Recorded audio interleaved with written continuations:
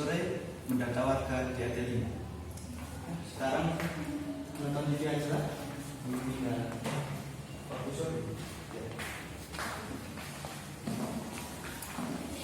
Tadi di sekolah ada pembuatan SIM masal, tapi aku belum bisa ikut soalnya umurku baru 16 tahun. Pak, Bapak gimana sih dipanggil kalau nggak ngerti? Kamu manggil bapak? Iya, Bapak mah gitu orangnya. Nah, bapak emang gini, kalau gitu bukan bapak kamu. Ada apa nak? Ini loh Pak, aku tuh tadi di sekolah dituntut buat ikut lomba kuis antar kelas. Terus hubungannya sama bapak apa? Ya nggak ada sih, tapi gini, aku tuh belum begitu memahami materi buat kuis Materinya tentang apa? tentang hak asasi manusia dan pemerintahan, Pak. Wah, kebetulan. Habis ini ada acara khusus tentang materi itu. Yang benar, Pak. Iya, lihat aja. Oke. Itu ada apa sih kok ribut-ribut? Ini ada apa, Pak? Kok malah ribut-ribut gitu? Ini anak kamu ikut acara kuis di sekolahan. Oh, gitu. Ini Pak, namanya ini. Ya, tuh lihat aja.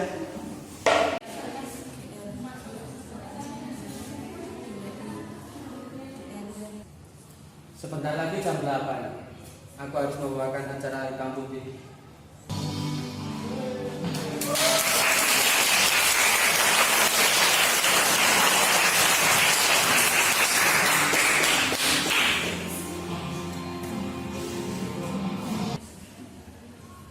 Tayangan kali ini disiarkan secara langsung.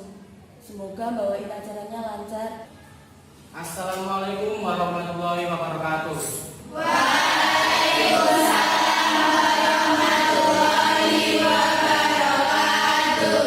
Kembali dengan saya Adam Andi Anwar dan Saya sebagai Konglos, Lailatul Mustalifah di acara Hitam Putih.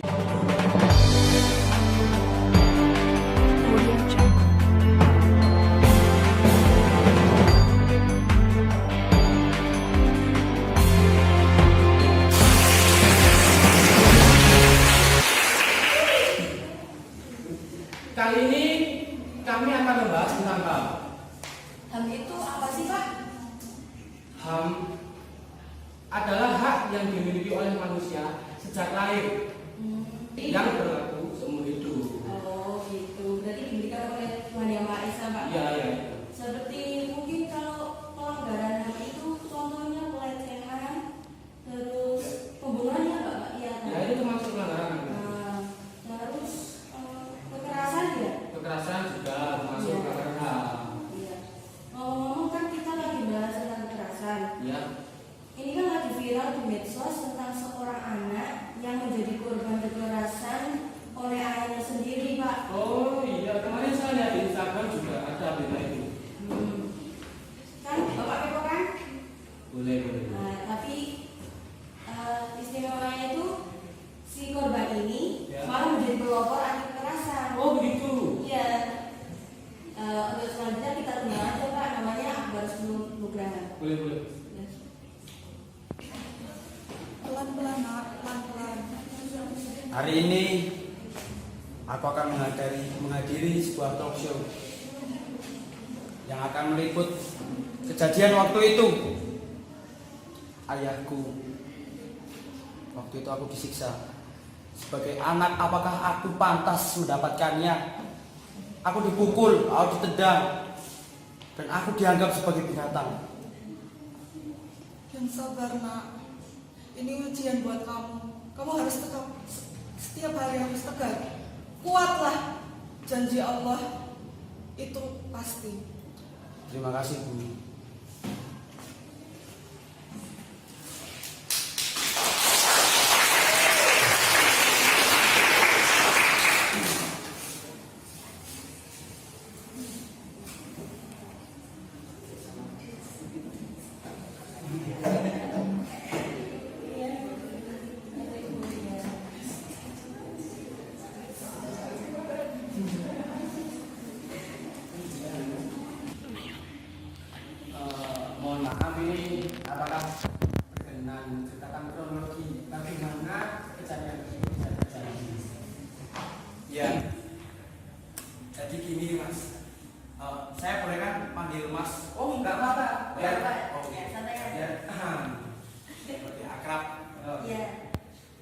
Jadi gini, hari itu pertama kalinya ya, saya pertama kalinya melihat bapak saya itu tidak seperti yang saya kenal dulu. Dia dulu sebagai bapak yang sangat penyayang. Iya, itu benar. Dia sangat sayang pada keluarganya, pada istri, pada ibu saya, pada saya, meskipun saya, apalagi saya ya, sebagai anak satu-satunya dari bapak saya. Ya saya anak tunggal. Yaitu dulu saya menganggap bapak saya adalah pahlawan saya. Tapi semenjak bapak dipecat dari kantor dan tidak luntang-luntung lah, pengangguran, ya pengangguran, dia dipecat oleh bosnya dan hidupnya berubah drastis, berubah. Dia sering keluar malam, dia sering berkhianat pada ibu saya, dia sering mabuk-mabukan, dia sering berjudi, dan lebih parah lagi, dia sudah mulai berani main tangan pada anaknya sendiri dan juga saya selalu dibudaya. setiap hari sepulang sekolah saya tidak berani langsung pulang ke rumah, Mas, Mbak. Saya harus memberanikan diri dulu. Saya harus bercerita pada teman-teman saya gimana. Teman-teman saya alhamdulillah memberi saya semangat dan motivasi agar saya tetap harus tegar, dan berkat dari doa ibu saya masih bisa bertahan menghadapi situasi ini. Dan setiap kali saya di rumah, saya selalu dimarahi, saya selalu dipukul, dijambak, ditendang. Saat mandi pun saya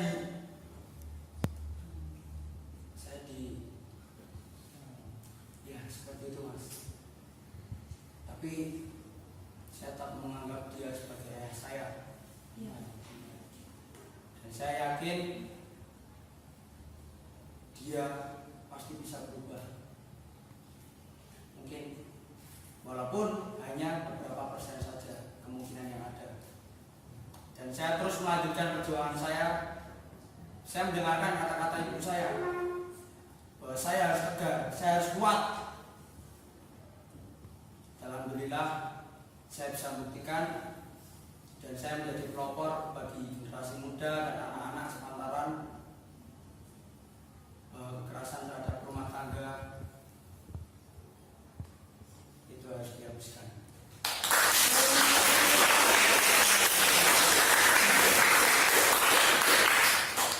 Kalau boleh tahu, selaku ibu dari korban, bagaimana pendapat ibu? Sebenarnya suami saya itu bisa berubah dikarenakan karena faktor internalnya, karena sikap egoisan dia dalam dia bertugas di negara Indonesia, tapi itu dia malah melenceng jauh akibat dari teman-temannya juga besar itu dari faktor internal, faktor eksternal. Dan buat yang internalnya itu dia tuh egois, tidak mau mengalah. Terus saat dia dinasihati itu malah membangkang gitu loh. Nah, saya juga merasa bingung bagaimana jalan satu-satunya bisa menasihati anak saya agar dia tidak terjerumus ke dalam keadaan yang dan alhamdulillah sekarang dia bisa jadi seperti ini. Ya, malam hari ini kita juga akan mendatangkan pihak-pihak yang akan menjelaskan lebih rinci tentang HAM. Mari kita sambut Komnas HAM. Rapat dengan anggota Komnas HAM lainnya berjalan dengan lancar. Oh iya, itu saya sudah dipanggil.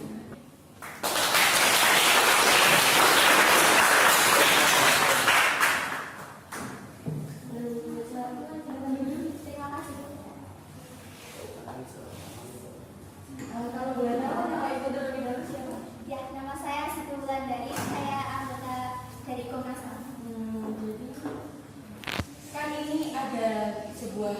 ini, kasus kekerasan terhadap anak yang dilakukan oleh seorang ayah. Bagaimana tanggapan ibu sebagai Komnas HAM? Ini ya, dalam pasal 28B ayat 2 Undang-Undang Dasar 1945 sudah dijelaskan bahwa setiap anak berhak atas kelangsungan hidup, tumbuh, dan berkembang, serta berhak atas perlindungan dari kekerasan dan diskriminasi. Seharusnya peran orang tua dan lingkungan masyarakat itu sangat penting dalam pertumbuhan anak. Jadi, dijelaskan juga dalam Undang-Undang Nomor 23 Tahun 2002 tentang penghapusan kekerasan dalam rumah tangga. Di undang-undang tersebut dalam pasal 5 sudah dijelaskan bahwa setiap orang dilarang melakukan kekerasan dalam rumah tangga terhadap orang dalam lingkup rumah tangga tersebut dengan cara kekerasan fisik, psikis, seksual, dan penelantaran dalam rumah tangga. Berarti itu sangat dilarang keras ya? Ya, sangat dilarang. Sudah ada orang-orang Sudah.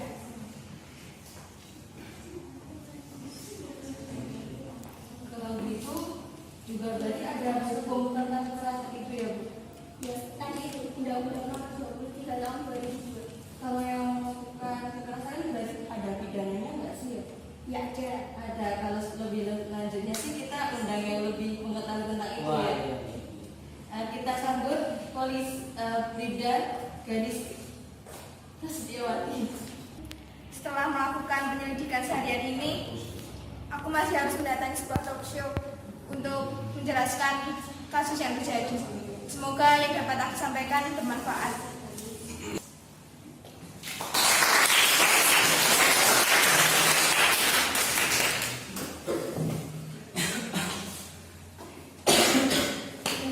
Terima kasih.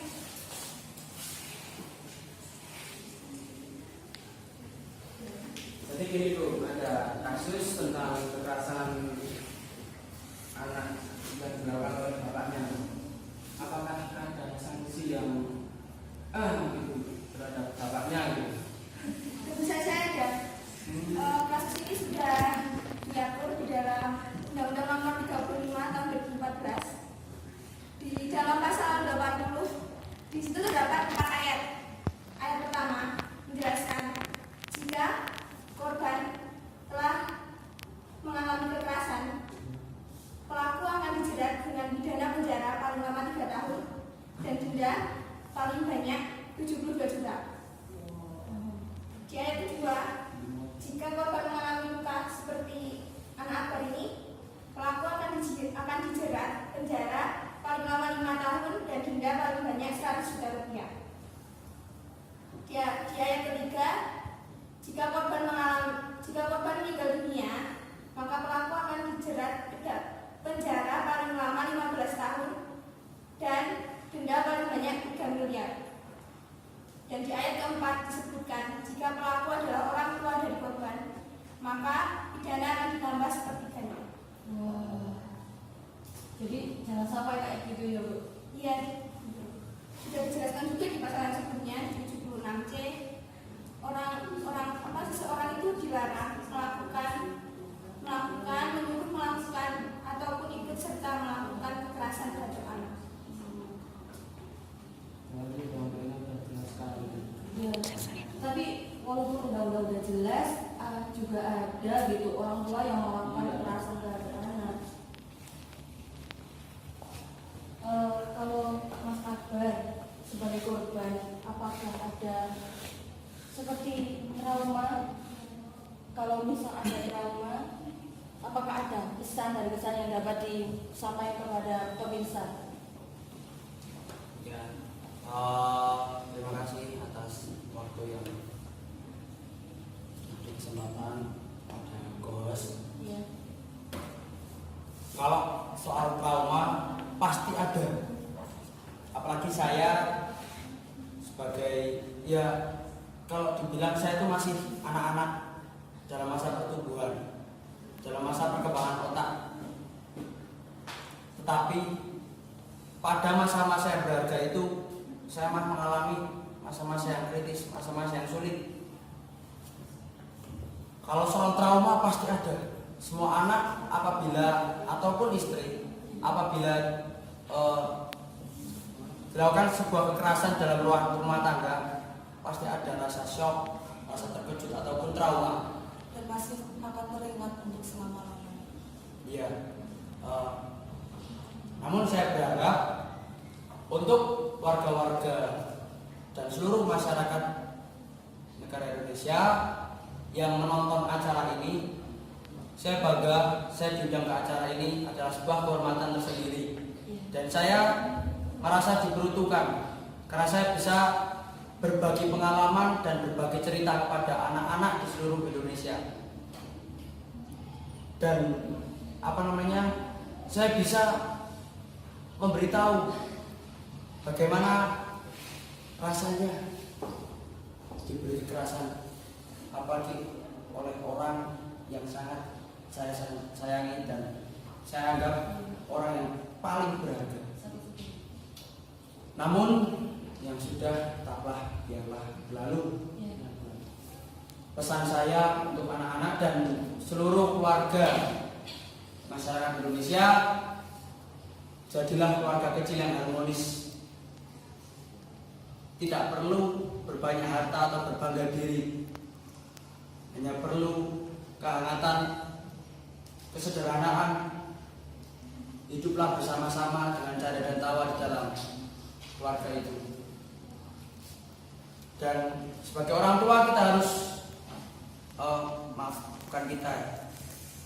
Sebagai orang tua, bapak dan ibu berkenan harus membimbing, bukan malah menghardik. Kita harus mengajari, kita harus membimbing bagaimana sih yang baik, dengan cara yang wajar, dengan cara yang baik, dengan cara yang sesuai kepada anak seumuran saya atau lebih tua atau lebih muda lagi. Begitu, mungkin kurang lebihnya itu yang bisa saya sampaikan.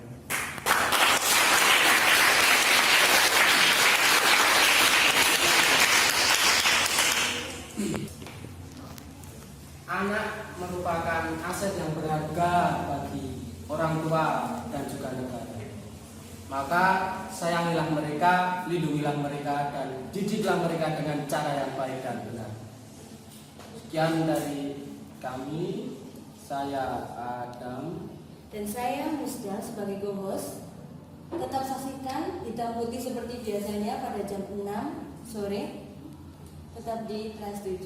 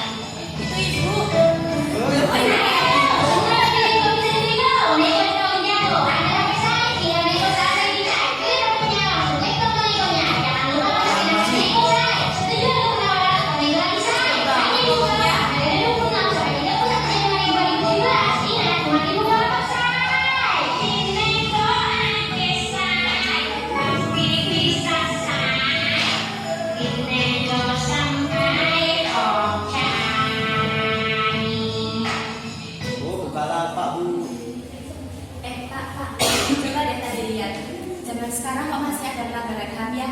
Padahal kan banyak undang-undang loh yang sudah mengatur secara jelas tentang hak asasi manusia. Iya, banyak faktor karena yang menyebabkan hal itu bisa terjadi. Loh, misalnya faktornya apa Pak? Banyak generasi muda zaman sekarang yang melalaikan kesadaran akan pentingnya HAM itu. Pak, Bu, pelanggaran HAM itu apa sih? Jadi, pelanggaran HAM itu adalah setiap tindakan dari suatu individu ataupun kelompok yang secara sengaja maupun tidak membatasi atau mencabut hak asasi dari orang lain maupun kelompok lain. Gitu nah. Oh, jadi setiap manusia itu mempunyai hak asasi manusia ya?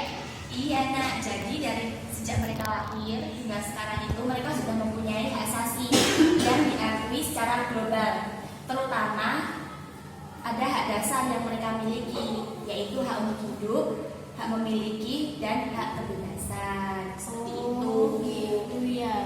Ya, Paham nggak kamu? ya paham Pak. Ngomongin apa? Terima kasih. Aku sampai Indonesia dengan putri dengan selamat. Oh iya, harusnya hari ini aku segera lapor pada PRT untuk mengurus surat pindah. Ya, tak apalah. Suamiku sudah meninggal, semoga dia tenang di sana. Aduh. Laila, ayo cepat sekarang kita ke rumah PRT. Iya, kejap nak. Ibunya nanti ajak nanti lagi aja ah. Sekarang menemani ibu ke rumah Pak RT. Assalamualaikum, Makci. Oh, Makci. Mak, tak boleh macam itu. Kita harus memiliki etika bertamu. Ketuk pintu, ucap salam, jangan teriak-teriak. Tak boleh gitu-gitu macam itu, tak sopan, paham? Yalah, Mak. Waalaikumsalam. Ada tamu Bu. Baik Bu ya.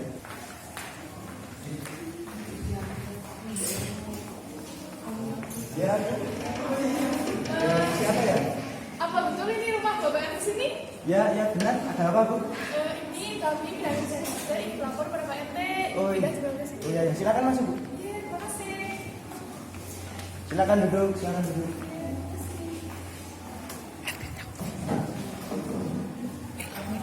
Ya Ibu dari mana? Ibu juga siapa? Saya Safa, dan ini putri saya Laila. Kami tidak ada di Malaysia, ingin minta surat keterangan dari RT. Oh. Ada tamu. Ini siapa Pak? Ini tamu dari Malaysia mau minta surat pindahan. Wah, jauh ya. Oh iya, Ibu ini ngomong-ngomong mau minum apa? Terima saja, Mbak Ci. Jangan cepat. Biar ibu lapor. Oh ya. Bentar ya Bu ya. Iya. Ibu bawa kakak? Oh Iya iya. Pak, remote TV di mana Pak? Bentar Bu. Anak saya itu rewel. Maklum, masih kecil. Ini loh, dicari dulu. Maaf Pak. Nah, ada tamu. Keluar. Mbak Sopan, jalan dulu. Keluar.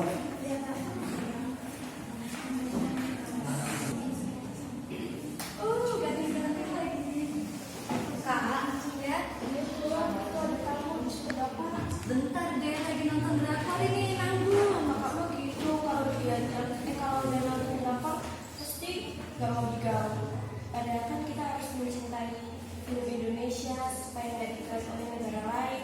Seperti dalam pasal 10 ayat 2 Undang-Undang Nomor 19 tahun 2002 yang pada intinya menyatakan bahwa negara memiliki dan memegang hak cipta atas ekspresi budaya milik bangsa Indonesia. Oh gitu ya, ya udah ya kita keluar. Ya, yuk.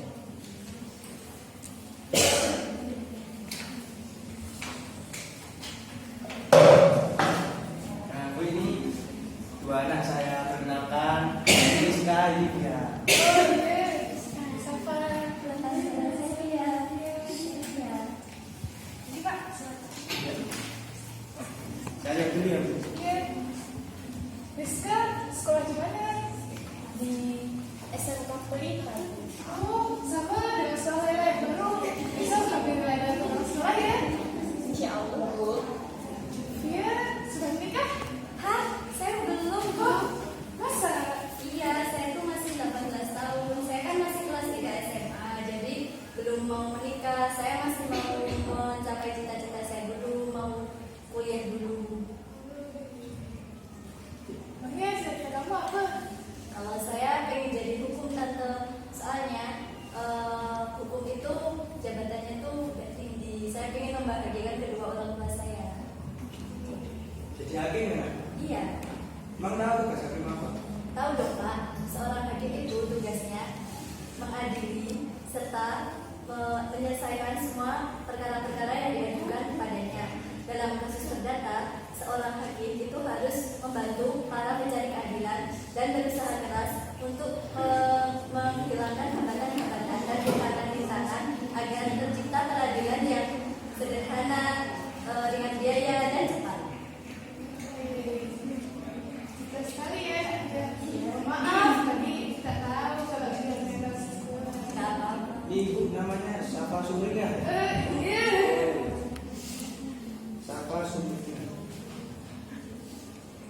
Bercanda ya Bu ya? Iya. Mohon maaf, suaminya kok bisa? Oh iya. Kenapa? Ya suami saya sudah meninggal. Iya kan? Kalau meninggalnya karena apa ya? Itu karena kecelakaan. Ya Bu bisa kelihatan di sini.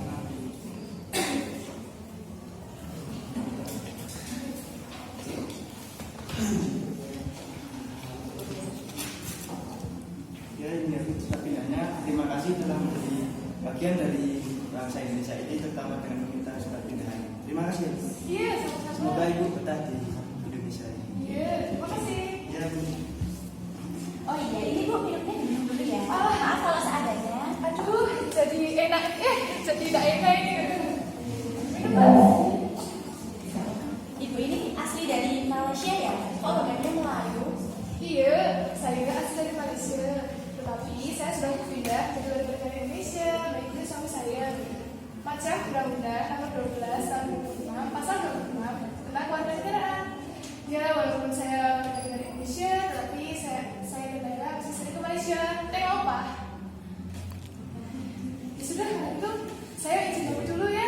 Terima kasih banyak ya, Pak. Hati-hati ya. Terima kasih banyak, Bu. Ya. Hati-hati di jalan ya Bu.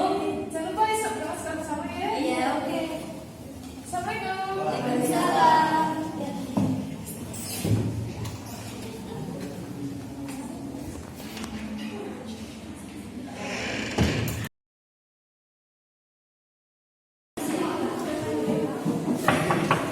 Laila. Ayo berangkat. Iya, betul. Oh iya Laila, kamu kok cepet banget sih ngurus pindah sekolahnya? Padahal kan kamu baru aja sampai sini. Iya, soalnya kan saya nggak mau ketinggalan pelajaran. Soalnya pendidikannya juga penting buat kita. Selain itu, jika bangsa Indonesia berprestasi, maka Indonesia akan lebih maju. Betul juga sih itu. Bentar ya, aku telepon. Aku pesen GoFood dulu. Sambil jalan aja yuk ke depan.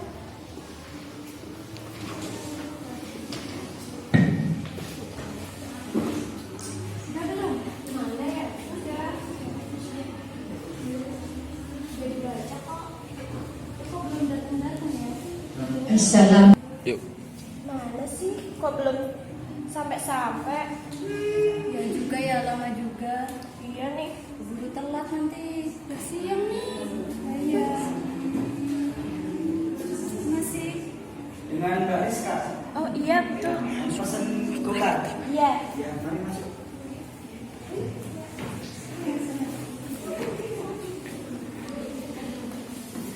Ke SMK 2 ya? Iya.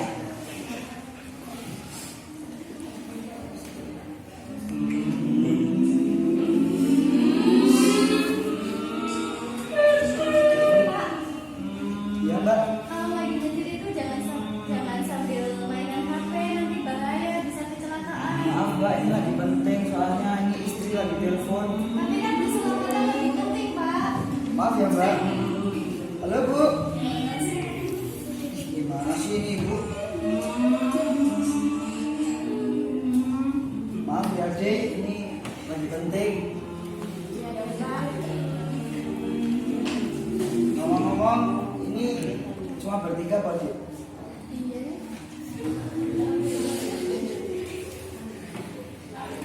Itu gimana sih ya? Melanggar lalu lintas.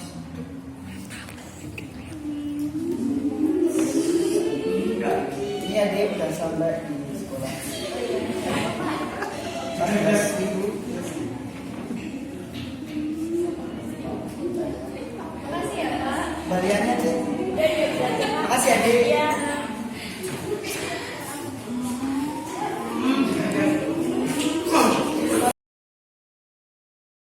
Dulu SMP aku suka main-main, sekarang kan udah kelas 10 nih. Pastinya pelajarannya jauh lebih sulit. Jadi aku tuh harus giat belajar supaya prestasinya meningkat. Amin. Jadi seperti ini ya jadi murid SMK itu. Berarti aku harus lebih giat belajar nih. Oke. Sekarang aku kelas 10 jurusan akuntansi. Ternyata jadi anak akuntansi itu enak juga ya. Aku jadi lebih tahu banyak tentang akuntansi. Ternyata menjadi anak SMK itu tidak seperti yang aku bayangkan ya. Di sini kita sangat dituntut untuk sangat terampil dengan keahlian yang kita geluti. Tadi malam aku sudah belajar. Semoga hari ini aku dapat belajar dengan baik.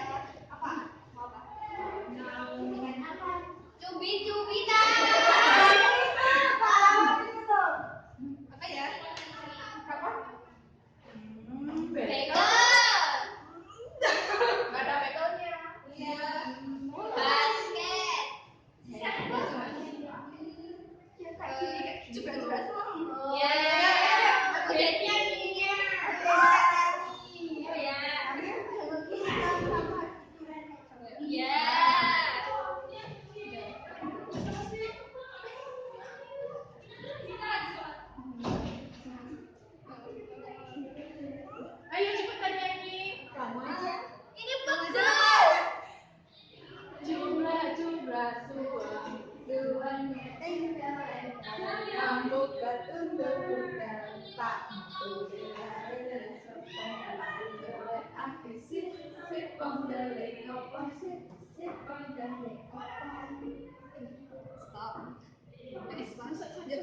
Telum. Dari kecil sampai sekarang aku udah SMK, mainnya tetap aja kayak gini. Tapi nggak apa-apa lah, kan ini sebagian dari pelestarian budaya bangsa Indonesia. Sudah waktunya aku mengajar di kelas.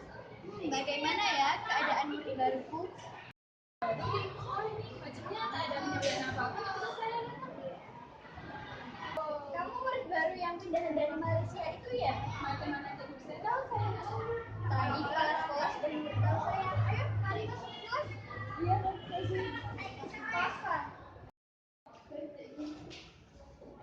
duduk siap dok. Beri salam. Sudah di depan dah. Selamat pagi anak-anak. Di pagi yang cerah ini kita kedatangan murid baru dari Malaysia. Silahkan perkenalkan diri kamu. Baik, Ibu. Selamat pagi kawan-kawan. Perkenalkan, nama saya Laila Triana. Saya biasanya dipanggil Laila. Salam kenal semua. Salam kenal juga kawanku. Kamu boleh ya? Boleh dari negara mana? Saya asli orang Indonesia, tapi waktu kecil dulu saya tinggal di Malaysia. Terus salah satu dari orang tuamu ada yang pindah warga negara ya? Ayah. Emang kamu tahu apa itu arti dari warga negara? Mau bahas pindah warga negara segala? Ya pasti tahu lah. Pengertian warga negara itu ada dalam Undang-Undang Dasar 1945 pasal 26 ayat 1, yaitu warga negara ialah bangsa orang-orang bangsa Indonesia asli dan orang-orang bangsa lain yang disahkan sebagai dengan undang-undang sebagai warga negara. Wah, kamu hafal ya? Pintar sekali kau. Oh ya, aku jadi pengen tahu apa perbedaan warga negara sama penduduk.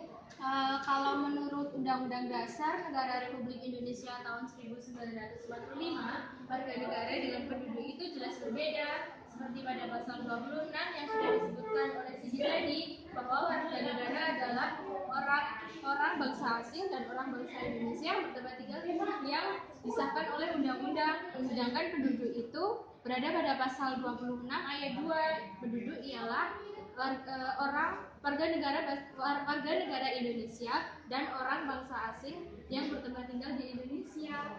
Oh, jadi gitu ya. Jika dilihat dari warga negaranya, berarti ibu kamu sudah menjadi warga negara Indonesia dong. Bukankah proses berpindah ke warga negaraan itu memerlukan waktu yang panjang? Iya, bukankah juga harus mengurus surat keterangan perpindahan warga negara seperti KTP baru, kartu keluarga, atau surat yang menunjukkan keterangan warga negara?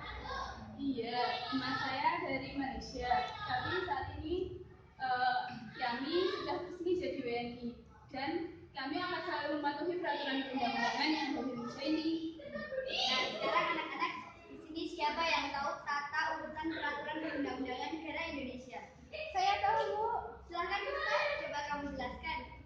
Kalau menurut Undang-Undang Nomor 12 Tahun 2011 tentang pembentukan peraturan perundang-undangan, tata urutan peraturan perundang-undangan itu dibagi menjadi yang pertama Undang-Undang Dasar Negara Republik Indonesia tahun 1945, ketetapan MPR, di situ ada undang-undang atau peraturan pemerintah pengganti undang-undang, dan juga ada peraturan pemerintah, ada peraturan presiden, ada peraturan daerah kabupaten dan kota, yang satunya lagi ada peraturan daerah provinsi.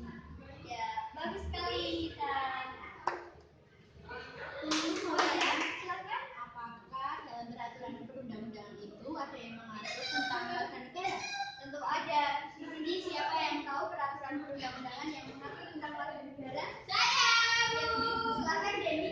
Coba kamu undang-undang yang mengatur itu Undang-Undang Nomor 12 Tahun 2006, Bu. Ya, betul sekali. Lalu Bu, apakah kita boleh pindah-pindah warga negara? Misal dari Malaysia ke Indonesia, terus dari Indonesia ke Malaysia, terus balik lagi ke Indonesia. Ya, nggak berpindah-pindah tempat itu boleh, namun ada syaratnya yang mengatur. Ya. Tentu ada syarat yang mengaturnya. Di sini siapa yang tahu syarat yang mengatur tentang perpindahan warga negara? Ada yang tahu? Silakan tunjuk tangan. Ya, Umi. Berusia 18 tahun atau belum menikah tetapi berusia 18 tahun. Lalu ada yang lain? Saya. Ya, ini silakan. Bertempat tinggal di Indonesia paling singkat 5 tahun secara berturut-turut atau paling lama. Aku salah. Lalu Bu, apakah boleh pindah-pindah warga negara? Misal dari Malaysia ke Indonesia, terus dari Indonesia ke Malaysia, terus balik lagi ke Indonesia. Bu, ya, ini saya mau tanya, apakah berpindah-pindah negara itu diperbolehkan? Namun ada syarat yang mengatur.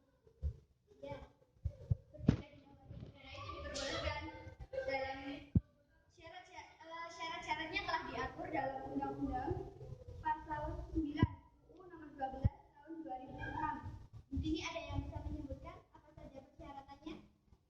Bu, saya Oh ya, silakan Umi. berusia 18 tahun atau sudah menikah tetapi belum berusia 18 tahun. Ya, selain itu, saya ya Denny bertempat tinggal di Indonesia paling singkat 5 tahun secara berturut-turut atau 10 tahun secara berturut-turut, Bu. Gitu. Ya. Pintar-pintar ya. Ada lagi? Saya Bu, ya Cindy. Saya ada Cindy. Ya, saya ya.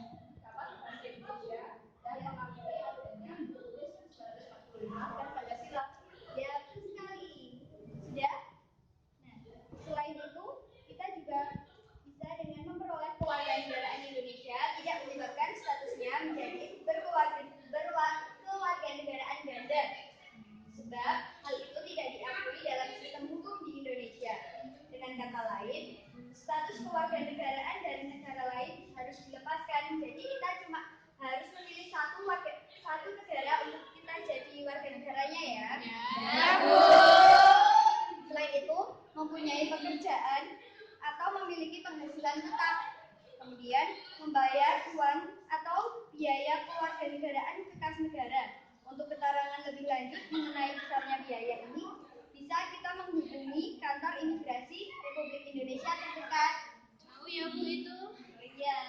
Lalu kamu rela? Apakah kamu sudah memilih warga negaramu?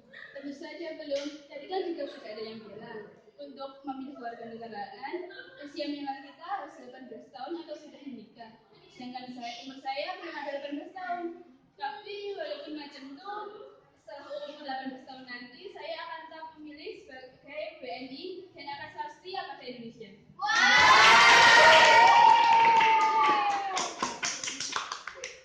Oke, silahkan Laila, kamu bisa duduk di tempat yang kosong ya. Ya, anak-anak.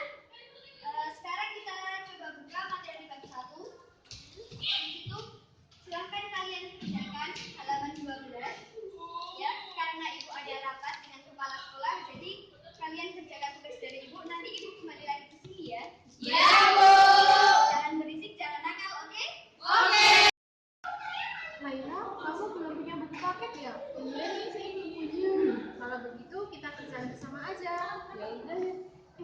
Oh, baik banget sih. Kalau boleh tahu nama kamu siapa? Nama saya Mita. Saya itu dari pelajar Jawa. Orang Jawa itu manis, merasa senyum, sopan, nggak pernah sombong, nggak kayak orang suku lain gitu. Kamu nggak boleh macam itu. Kita sama manusia, sama Indonesia, kita harus menghargai semua suku-suku yang ada di Indonesia ini. Kalau di kelas ini semua orang Jawa, tidak semuanya orang Jawa. Di sini ada yang dari Sunda, ada yang dari Sumatera, ada yang dari itu apa Kalimantan, bahkan Papua juga ada. Di kelas ini saja sudah beragam ya, seperti semboyan Indonesia, Bhinneka Tunggal Ika. Yang artinya berbeda-beda tapi tak satu. Iya, ngapain sih kamu bahas itu? Kita kerjain ini aja. Ya udah, ambil kamu. Oh iya.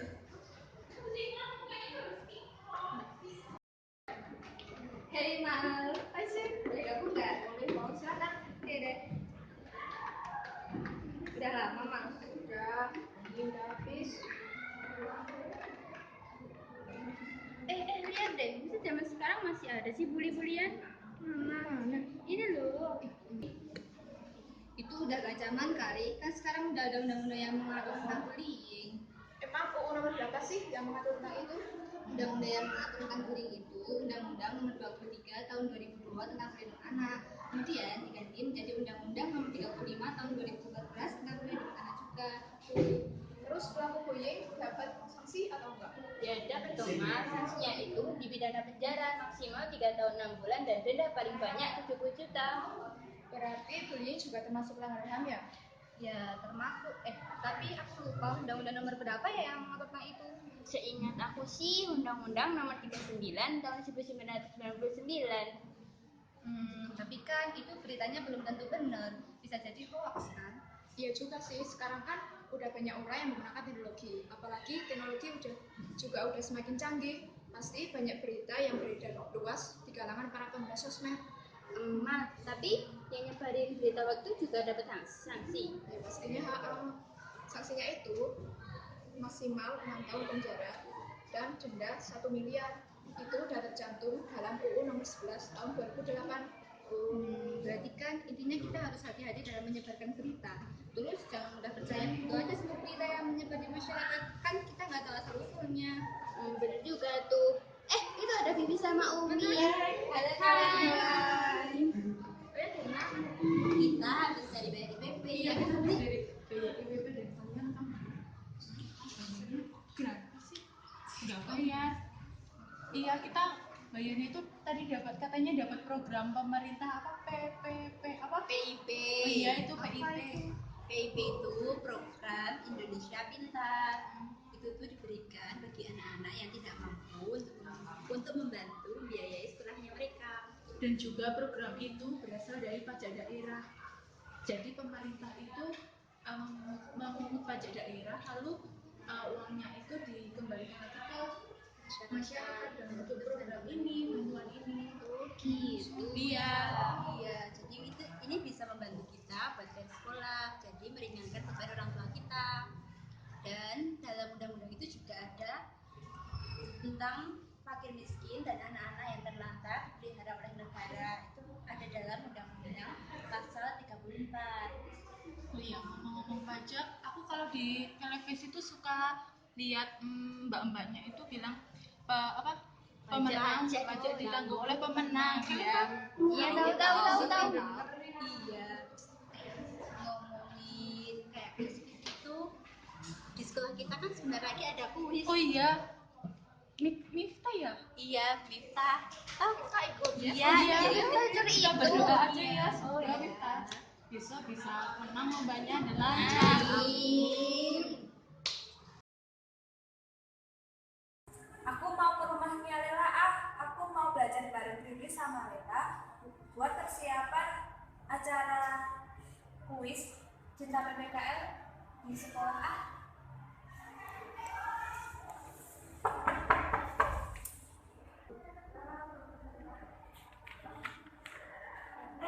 itu ada yang ngetuk pintu. Bentar ya, aku bukain dulu ya.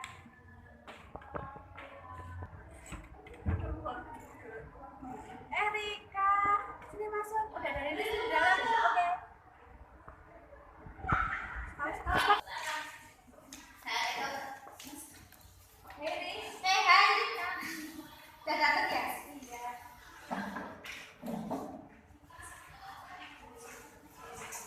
Berhubung udah pada kumpul, sekarang kita mulai belajarnya. Oke, kita mau belajar dari apa? Kita dari buku paket aja gimana? Oke. Gimana kalau kita langsung coba ke pertanyaan aja dulu? Ide bagus. Aku yang langsung pertanyaan dulu ya. Oke, ya. Undang-undang tentang DPR pasal berapa? Tentang DPR itu pasal 19 Undang-Undang Dasar Negara Republik Indonesia tahun 1945, ya kan? Ya benar. Sekarang aku ya. Oke. Apa saja yang menjadi sumber keuangan negara Indonesia? Oh, aku tahu. Yang jadi sumber keuangan negara di Indonesia itu kayak ada pajak, retribusi, keuntungan dari BUMN atau BUMD. Benar banget tuh.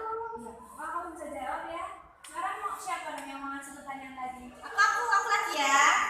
Apa aja yang menjadi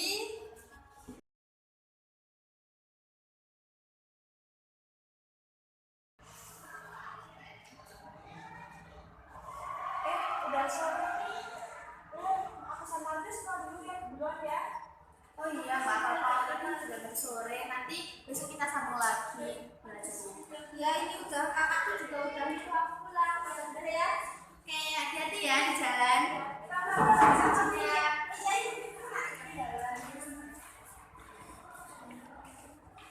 Duluan ya. Ya, lagi.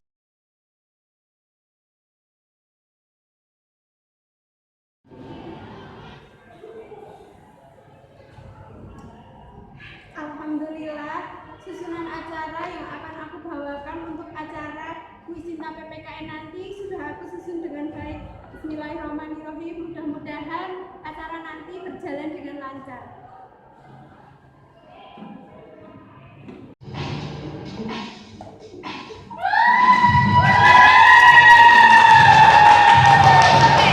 Assalamualaikum warahmatullahi wabarakatuh.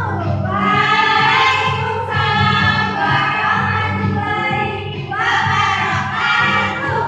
Oke, kembali lagi bersama saya dalam acara kuis Aku Cinta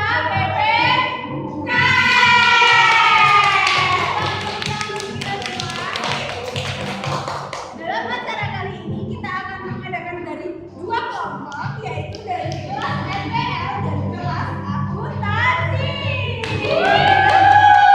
Silakan bagi kelas NPL untuk memasuki panggung.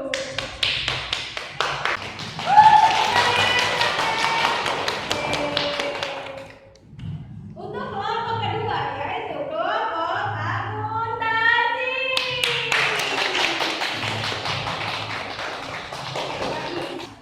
Silakan untuk memperkenalkan diri dan yel-yel kalian. Dimulai dari kelompok RPL.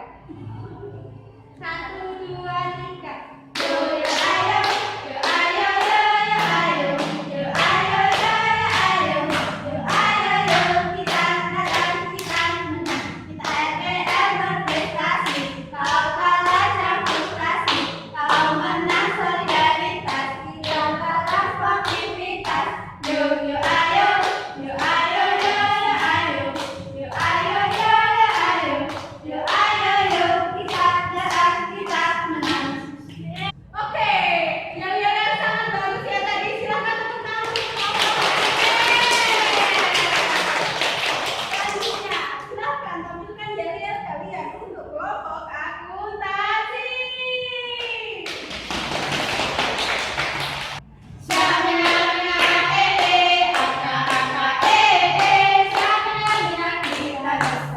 Ini waktu kita.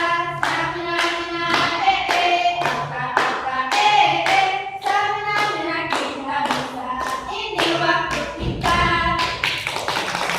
Oke, yel-yel yang sangat bagus ya. Silakan tepuk tangan untuk kelompok akuntansi. Oke, saatnya kita memasuki pada babak pertama, yaitu babak komunikasi. Oke, saya akan membacakan peraturan pada babak ini. Jadi, nanti setiap satu kelompok akan mendapatkan satu clue. Kalian bebas memilih clue yang mana saja. Kalian tidak, di dalam amplop ini nanti ada satu kata yang harus kalian jabarkan ciri-cirinya. Mengerti? Ya.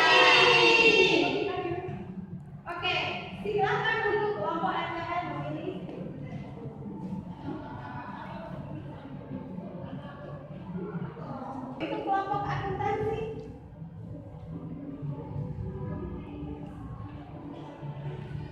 Oke. Ya, sekarang masing-masing kelompok sudah memegang amplop masing-masing ya. Jangan dibuka terlebih dahulu. Selanjutnya, dalam satu babak kalian akan diberi waktu 40 detik untuk menjawab pertanyaan dengan benar. Oke.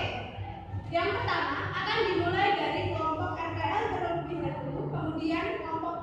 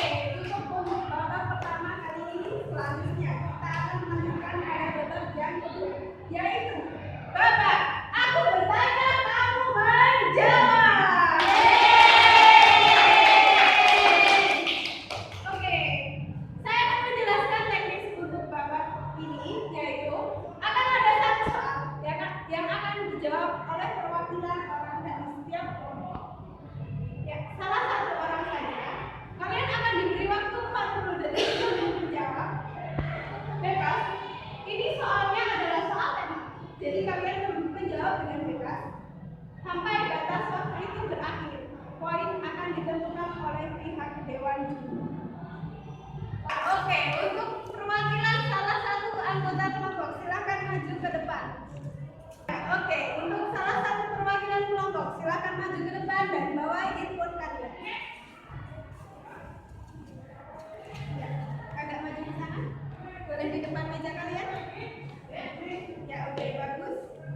Hadap ke sini. Oke, salah satu dari kalian silahkan memilih siapa duluan yang akan menjawab pertanyaan. Oke, baik, untuk kelompok AKPL. Silahkan untuk kelompok AKPL dari kanan dan menggunakan handphone. Oke. Baik, perhatikan soalnya dengan baik.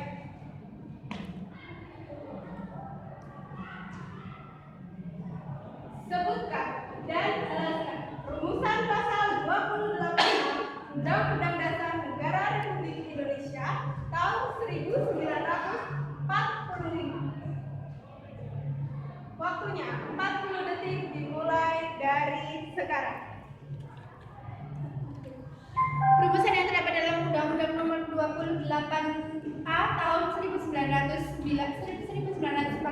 yaitu hak seorang hak yang dimiliki oleh semua manusia untuk mempertahankan kehidupan dan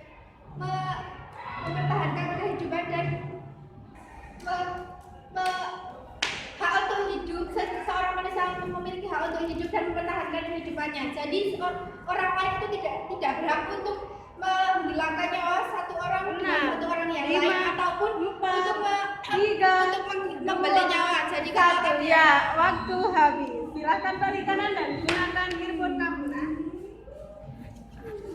Selanjutnya bagi kelompok RPM. Oke. Perhatikan soal dengan baik. Balik. Oke. Sebutkan dan jelaskan rumusan pasal 28A Undang-Undang Dasar Negara Republik Indonesia tahun 1945. 40 detik dimulai dari sekarang.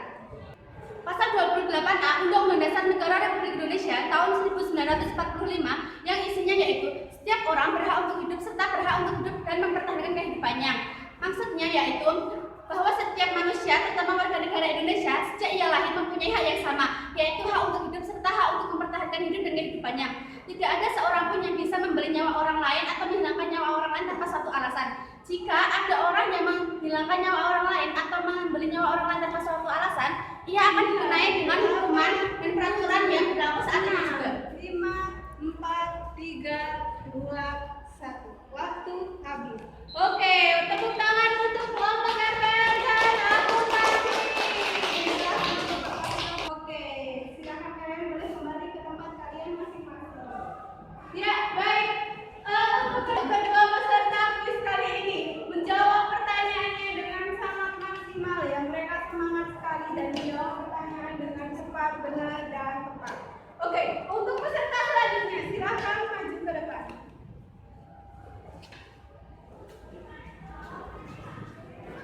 Silakan memilih siapa dulu yang akan menjawab pertanyaan.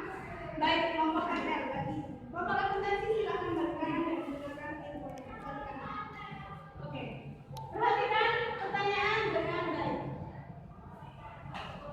Jelaskan jenis-jenis pelanggaran hak asasi manusia. 40 detik dimulai dari sekarang. Berdasarkan Undang-Undang Nomor 26 Tahun 2000 tentang Pengadilan HAM, diklasifikasikan menjadi dua, yaitu kejahatan genosida dan kejahatan terhadap kemanusiaan. Kejahatan genosida adalah kejahatan yang dimaksudkan untuk menghancurkan atau memusnahkan sebagian seluruh kelompok, baik etnis maupun ras. Sedangkan kejahatan terhadap kemanusiaan adalah kejahatan yang dimaksudkan untuk sebagai bentuk serangan untuk serangan langsung kepada penduduk sipil. Terima kasih. Oke, sangat baik sekali ya jawaban dari kelompok RPL. Tepuk tangan untuk kelompok RPL. Silakan balik kanan. Selanjutnya, Mbak, boleh balik kanan. Perhatikan pertanyaan dengan baik-baik. Jelaskan jenis-jenis pelanggaran hak asasi manusia. 40 detik dimulai dari sekarang. Menurut Undang-Undang Nomor 26 Tahun 2000, kejahatan terhadap hak asasi dapat diklasifikasikan menjadi dua, yaitu kejahatan genosida dan kejahatan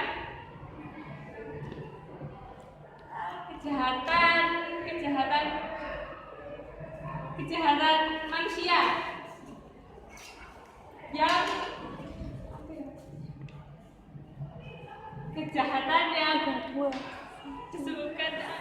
Ya cukup, waktu habis. Ya.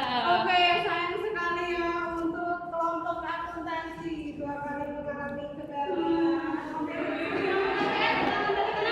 Ya, jadi sebenarnya pelanggaran terhadap hak asasi manusia diklasifikasikan menjadi 2 jenis, yaitu kejahatan genosida dan pelanggaran hak terhadap manusia. Oke, selanjutnya untuk peserta ketiga silakan maju ke depan.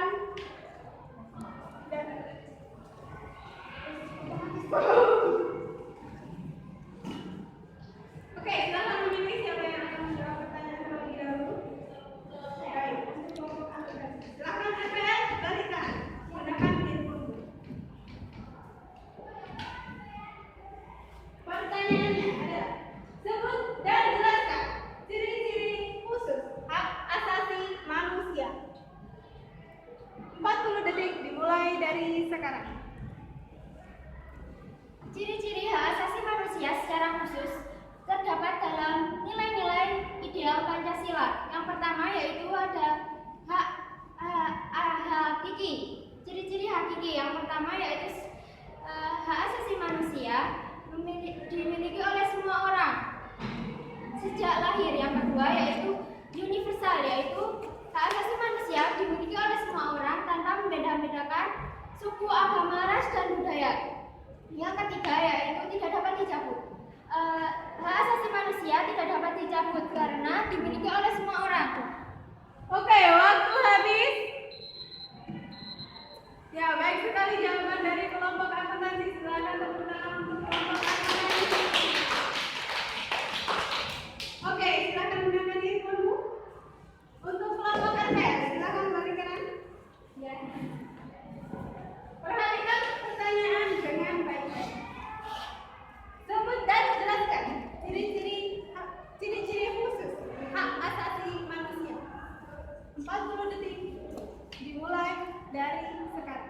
Ciri-ciri khusus hak asasi manusia itu ada 4, yaitu yang pertama hakiki, yang artinya dimiliki setiap manusia sejak dia lahir. Yang kedua adalah universal, yang artinya dimiliki oleh semua orang tanpa memandang apapun. Yang ketiga yaitu tidak dapat dicabut, yaitu dimiliki oleh semua orang, yang artinya tidak dapat diberikan ke siapapun atau dicabut keberadaannya. Yang keempat yaitu tidak dapat dibagi, yang artinya tidak dapat dibagi kepada siapapun atau dalam bentuk 3, 2, 1. Oke, silakan tepuk tangan untuk kelompok RPL. Ya, alhamdulillah akhirnya kedua babak telah usai saat ini. Silakan kembali ke tempat kalian masing-masing. Oke, waktunya kita untuk menunggu dewan juri memperhitungkan segala poin yang akan kalian peroleh untuk menentukan siapa pemenang. Oke, tiba saatnya kita untuk mengetahui hasil perolehan poin dari dua kelompok antara akuntansi dan RTF. Siapakah yang akan menjadi pemenang?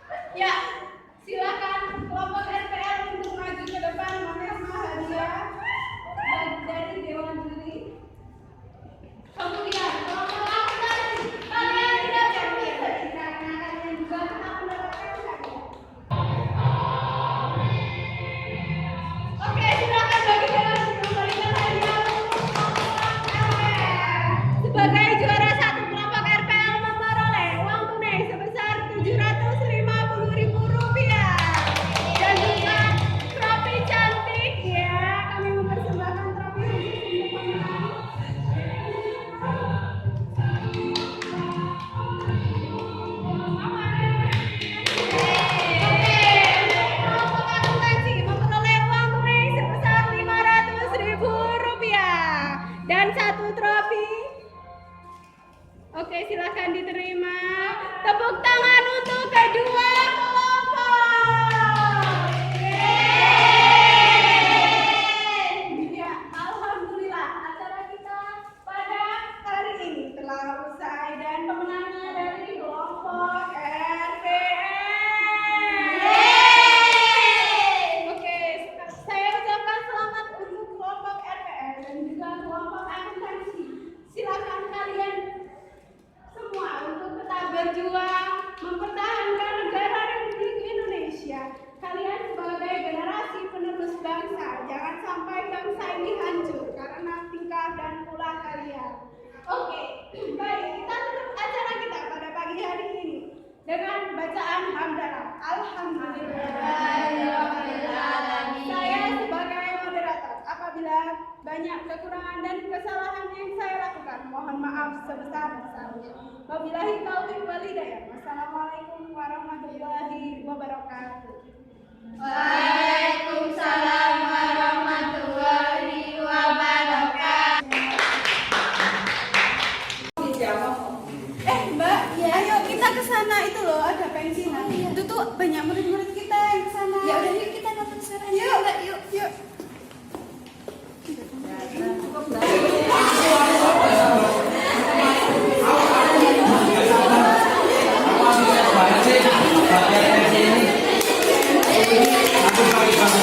Ini bagus Pak.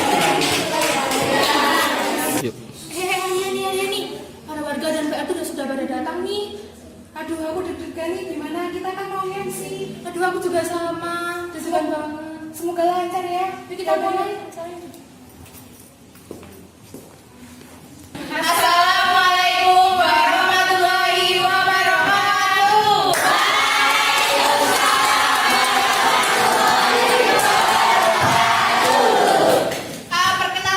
Udah pada kenal saya semua belum di sini? Kami berdiri di sini ingin menjadi MC di acara pentas seni kampung kita. Sebelumnya perkenalkan dulu, nama saya Aryani. Nama saya Tiara. Ya, sebelumnya selamat datang kepada Bapak Lurah, Bapak RT,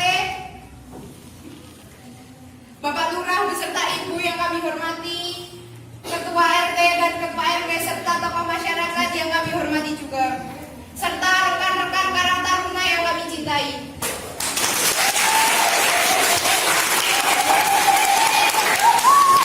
Marilah kita mengucap syukur kepada Allah Subhanahu wa Ta'ala atas rahmat dan hidayahnya yang telah diberikan oleh kita sehingga kita dapat berkumpul di acara pentas seni tahunan kampung kita. Atas nama panitia penyelenggara, kami mengucapkan terima kasih atas kehadiran Bapak Ibu semua. Hadirin yang berbahagia, sebelum kita langsung masuk ke acara inti, kami akan membacakan susunan acara terlebih dahulu. Yang pertama, pembukaan. Yang kedua, menyanyikan lagu Indonesia Raya. Yang ketiga, sambutan dari ketua panitia. Keempat, pembacaan puisi. Yang kelima, stand up. Yang keenam, tari tradisional. Dan yang ketujuh, penutup. Langsung saja, ya Mbak Yani. Iya, kita mau menyanyikan lagu Indonesia Raya yang akan dipandu oleh dirijen kita, Saudari Arista Nila Oktaviati. Dimohon naik ke atas panggung.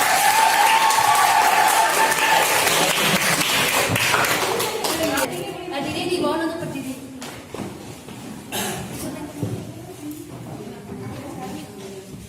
Marilah kita menyanyikan lagu Indonesia Raya dan hitungan. Hiduplah Indonesia Raya. Terima kasih buat Arista Nila sudah memandu kita menyanyikan lagu Indonesia Raya. Ya, saya akan menanyakan kepada kamu. Kamu kan sering ya memandu lagu dalam acara-acara seperti ini. Saya bertanya, menurut kamu kenapa sih kalau dalam acara-acara seperti ini menyanyikan lagu Indonesia Raya?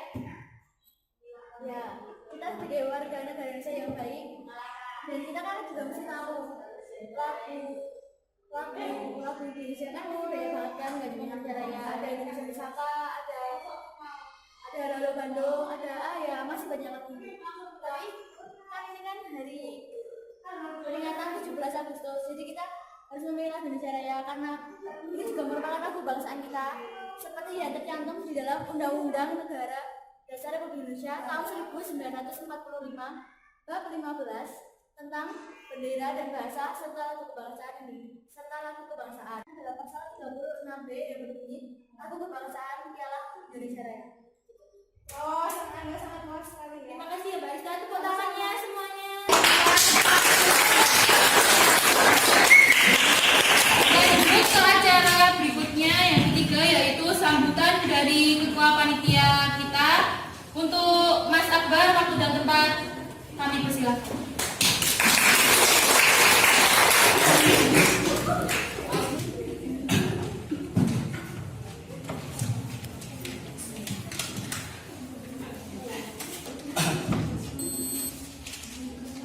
Assalamualaikum warahmatullahi wabarakatuh.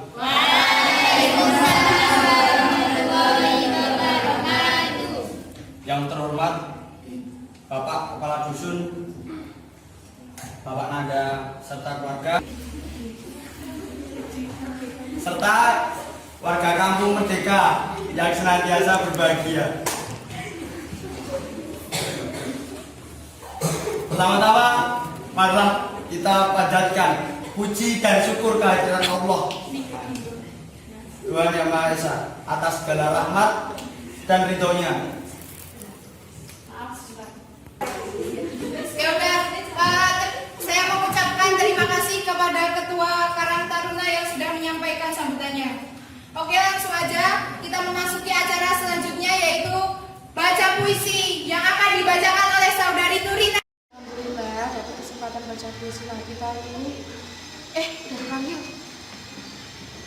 Yuk. Sajak peperangan Abimanyu oleh W.S. Rendra.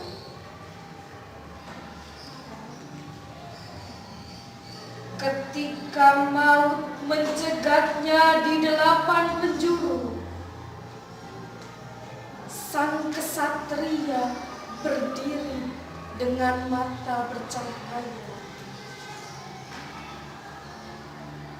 Hatinya damai, di dalam dadanya yang bedah dan berdarah. Karena ia telah lunas menjalani kewajiban dan kewajarannya.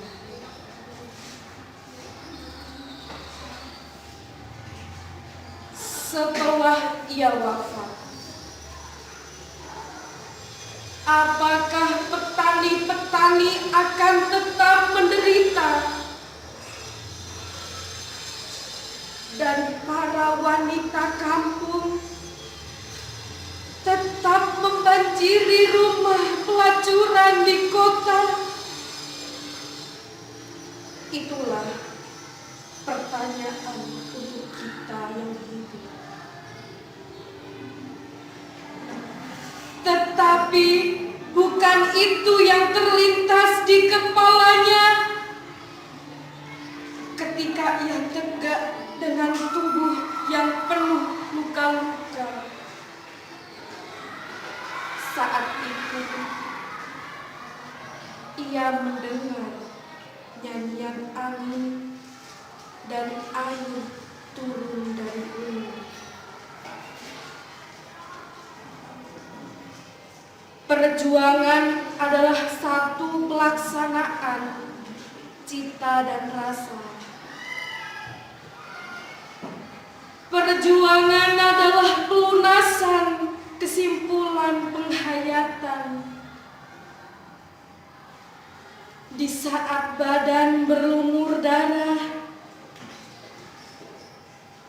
jiwa duduk di atas teratai. Ketika ibu-ibu meratap dan mengusap rambut mereka dengan debu, roh kesatria bersetubuh dengan cakrawala untuk menanam benih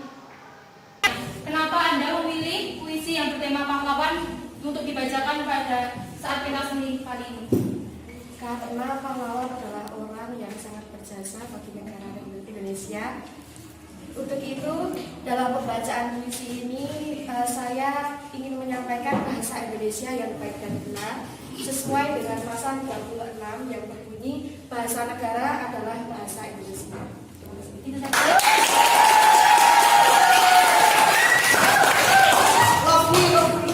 Ya, Tiara tadi puisi yang dibawain Tias bagus banget ya. Iya, bagus banget. Itu kan tema perjuangan, Ar.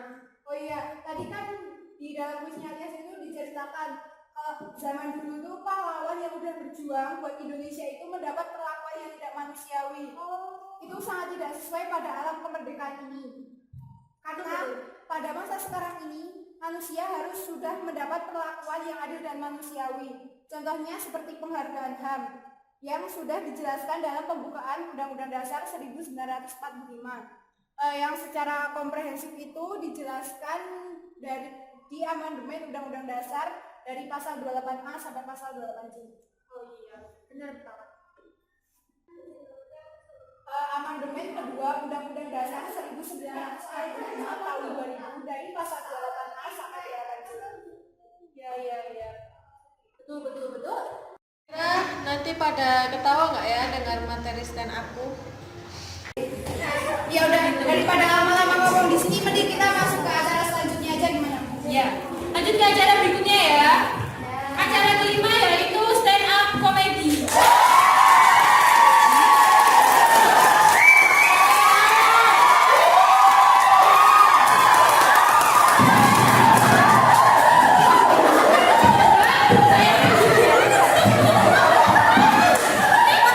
Saya panggil udah datang ya.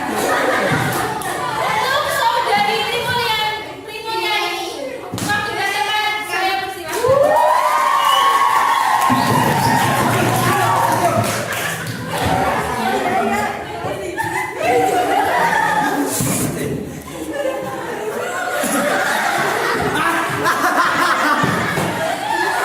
Ini belum dimulai.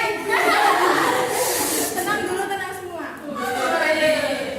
Assalamualaikum warahmatullahi wabarakatuh.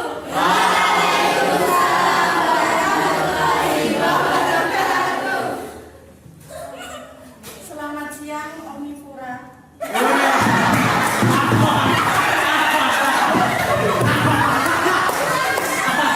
Bentar ya, saya mau tanya sama Mbaknya dulu. Mbak, ini acaranya siang atau malam sih? Anda coba buka dulu. Nah, ini apa ini siang atau malam ini? Soalnya ada lampu. Ini kan kita sudah ada. Ya.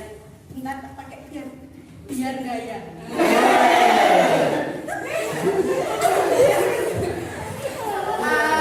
Berbicara tahun 2018. Di tahun 2018 ini kita udah melakukan pemilu, yaitu pemilihan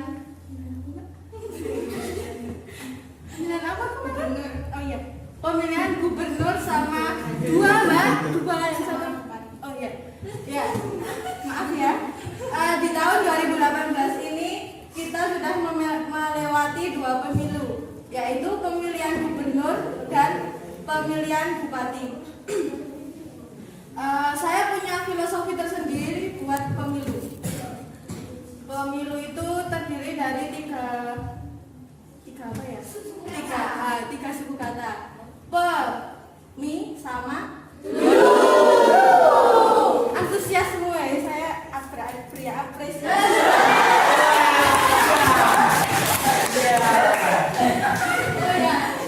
Udah pada ketawa loh. Terima kasih. Pemilu. Pemilu. Itu pemimpin, mi itu mikirin, lu itu lu.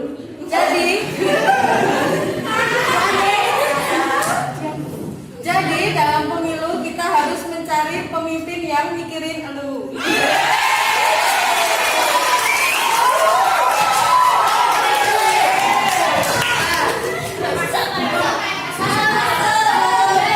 Pak Eko itu siapa ya?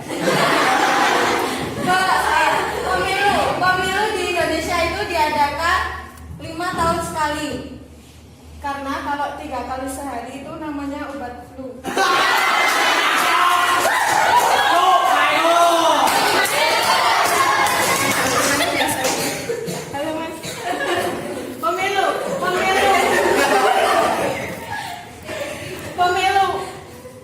lupa loh. Pemilu di Indonesia itu dilakukan dengan cara nyoblos. Itu kan udah tradisional banget, udah dari dulu kan. Coba kalau kita bikin yang modern, misalnya dengan polling SMS. Tapi kalau sekarang nggak zaman polling SMS, karena apa? Kita sudah menggunakan WhatsApp. Ya apa? Nanti kalau pemilu itu dilakukan dengan cara polling SMS, terus banyak cara di belakang apa kalau belum lucu. Nanti banyak caleg-caleg yang memasang iklan di TV, misalnya gini ya, lagi ada acara apa gitu, sinetron, sering pada nonton sinetron apa ya? Dosa.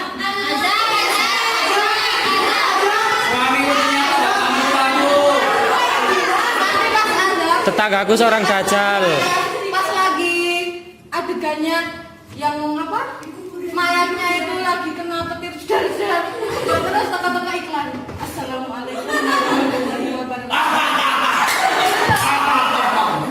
Itu calegnya ya, masa iklan gitu. Assalamualaikum warahmatullahi wabarakatuh.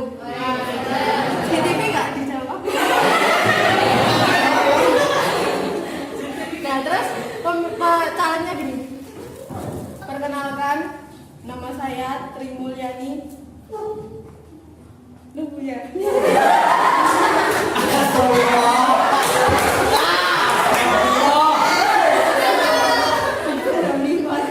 Perkenalkan, nama saya Tri Mulyani. Untuk daerah Kaliangkrek, Kajoran, Salaman, Windusari, Paingan, Trasan, Badungan, itu alamat saya.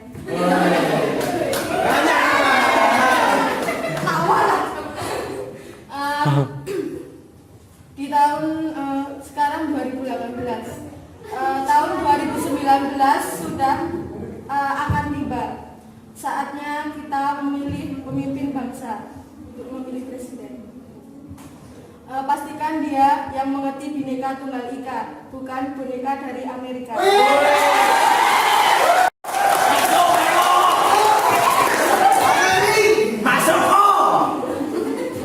Nama saya Tri Mulyani, bukan Eko.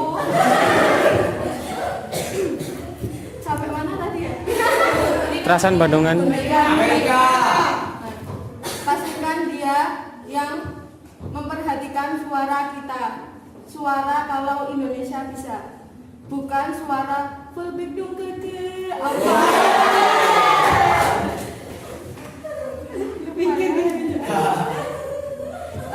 Baik. Rakyat. Tahun 2019 akan tiba. Kita harus memilih lagi pemimpin. Kita tidak boleh golput. Maka jadi kita semua harus enggak krik. Apa ini? Cari kalau ada coret-coret enggak. Kalau ada tintanya namanya apa? Tinta.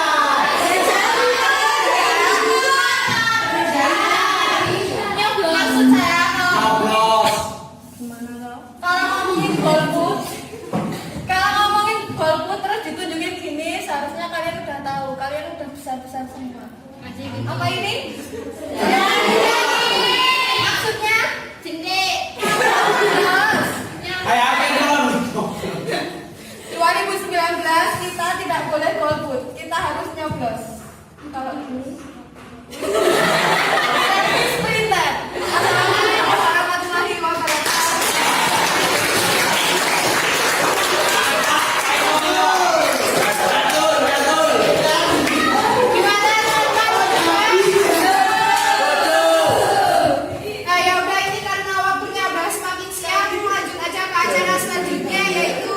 Tarian daerah yang akan ditarikan oleh Wahyu Apriliana dan Nurul Azhar Biantri.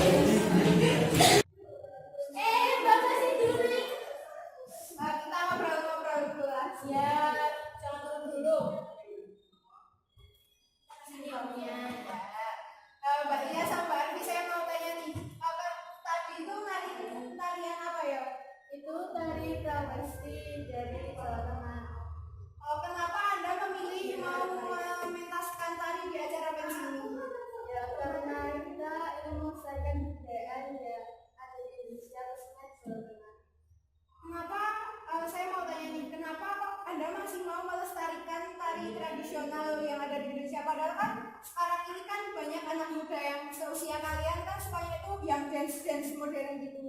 Ya itu karena salah satu kekayaan Indonesia dan kita ingin mewujudkan pasal 32 ayat 1 yang bunyinya negara memajukan kebudayaan negara nasional Indonesia di tengah peradaban dunia dengan menjamin kebebasan masyarakat untuk melestarikan dan mengembangkan kebudayaannya. Kurang lebihnya seperti itu.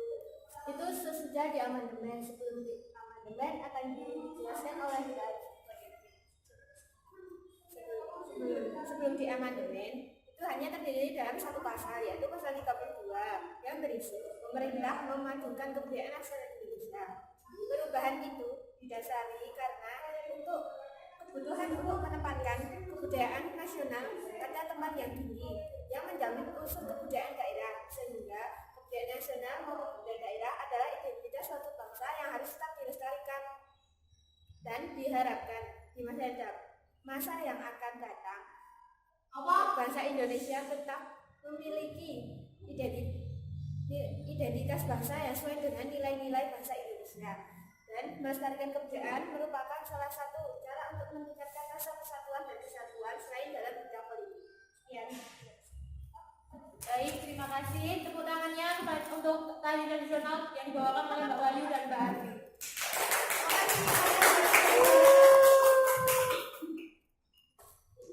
Gak terasa ya Mbak Yani, kita sudah di ujung acara. Iya nih, udah sore, memang sore aja nih. Ya udah kan, acara udah selesai. Nah, terus kita tutup aja dengan ya. Mbak Tiara mau nyimpulin acara pensi kita pada siang hari ini? Iya, iya dong. Jadi dalam siang hari ini kesimpulan acara ini adalah saya perwakilan dari panitia dalam acara Pentas Seni Kampung Merdeka. Saya berharap semoga dengan adanya acara ini dapat menjadikan salah satu perantara untuk mempererat kerukunan dalam lingkungan masyarakat Kampung Merdeka sesuai dengan norma yang telah berlaku, sehingga kita dapat menjaga toleransi yang ada di kampung ini dan akan menghargai perbedaan yang ada sesuai dengan Pancasila dan Undang-Undang Dasar 1945. Itu klausulnya Mbak Aryani. Ya, demikian tadi serangkaian acara pensi yang dapat Kampung Merdeka tunjukkan. Udah sampai di penghujung acara, kita berdua mau pamit. Sampai jumpa lagi di lain waktu. Kurang lebihnya kami mohon maaf selaku pembawa acara, dalam bentuk kata kami ada kesalahannya Mbak Aryani. Ya. Sekian dari kami. Wassalamualaikum warahmatullahi wabarakatuh.